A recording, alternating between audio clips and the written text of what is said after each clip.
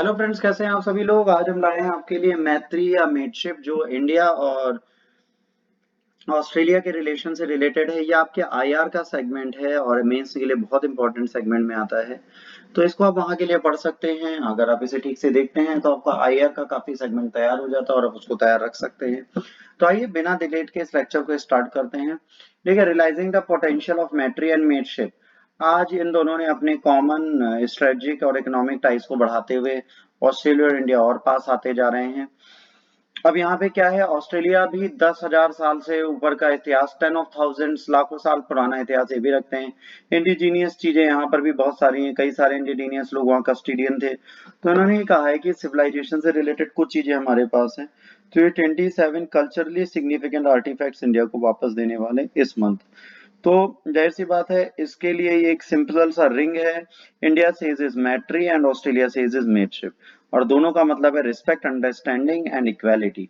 तो एक बहुत इंपॉर्टेंट न्यूज ये है, और इसके साथ वार्म फ्रेंडशिप है दोनों के बीच में। ठीक है।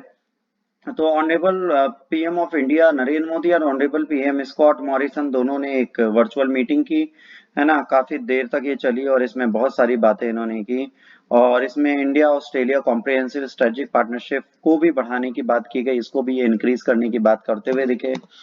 इसके साथ यहाँ पर फोकस स्टूडेंट पे किया गया। ऑस्ट्रेलियन गवर्नमेंट ने एक सिग्निफिकेंस न्यू मैत्री स्कॉलरशिप और फेलोशिप लॉन्च की है जो चल रही है। ये न्यू मैत्री स्कॉलरशिप एंड फेलोशिप जो है ये इंडियन स्टूडेंट्स को दी जाएगी, ताकि रिसर्चर्स को ये चांस मिले, एक्सपीरियंस करें ऑस्ट्रेलिया में वर्ल्ड क्लास एजुकेशन का। Australian values high for India diaspora, है ना। Student contribution to their community, whether economic, social और कल्चर। तो इंडियंस की वहाँ पे वैल्यू है इकोनॉमिकली, सोशली एंड कल्चरली, वो बहुत इंपॉर्टेंट पार्ट है ऑस्ट्रेलिया का। बोथ इस चीज के लिए भी कमिटेड हैं कि free and open Indo Pacific होना चाहिए।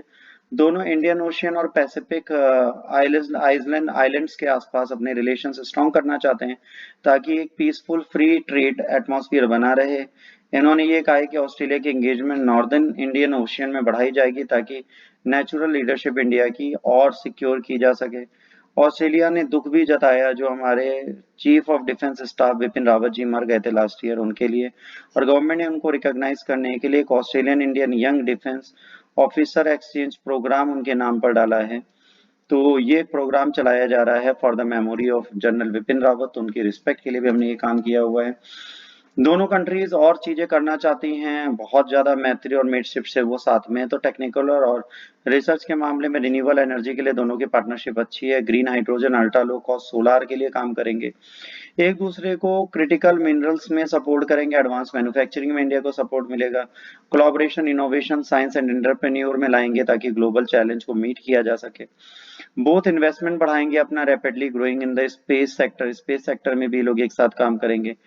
Australian Indian centre of excellence for critical emerging technology policies and consulate general in Bangalore, इसको बनाने की भी बात इन लोगों ने की हुई है। बोथ कंट्रीज को ये समझ में आता है कि इनके स्ट्रॉन्ग रिलेशंस बहुत कैलकुलेटिव है, बहुत काउंट करते हैं एक दूसरे के लिए। तो दोनों इनरोड से नेगोशिएशन चल रहा है बहुत सारी चीजों के लिए, two way trade, investment opportunities, secure supply chain, unlock complementary economy, increase of flow of good and services and people, ताकि लोग इजिली आ जा सके, मूव हो सके। इन सब के लिए भी टॉक्स चल रही हैं। आने वाले टाइम पे आपको और पॉजिटिव रिजल्ट इसके दिखेंगे जो आपके सामने होंगे। तो देखते हैं, वेट एंड वॉच है। इन दोनों का रिलेशन एक बहुत पॉजिटिव टाइप बना सकता है। अगर दोनों पॉजिटिव हो जाते हैं तो ये रीजन और ये रीजन सिक्योर किया जा सकता है।